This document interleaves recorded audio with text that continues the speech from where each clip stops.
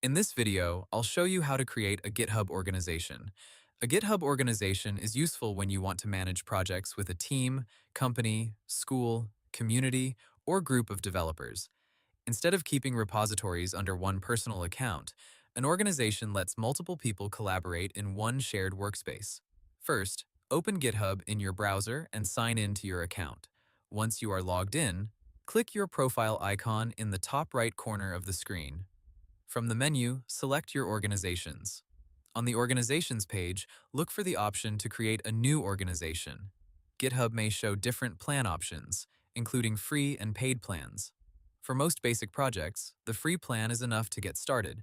Next, choose the plan you want to use, then enter your organization name. This name will become part of your organization's GitHub link, so choose something clear, professional, and easy to recognize. After that, add a contact email address for the organization. GitHub may also ask whether the organization belongs to a personal account, business, or institution.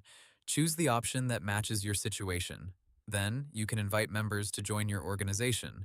You can add teammates by entering their GitHub usernames or email addresses. You can also skip this step and invite people later.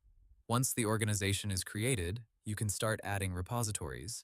You can create a brand new repository inside the organization or transfer an existing repository from your personal account if needed.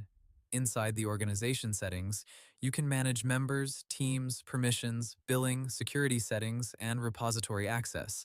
This helps you control who can view, edit, or manage each project. Creating a GitHub organization is a smart way to keep team projects organized, professional, and easier to manage as your work grows.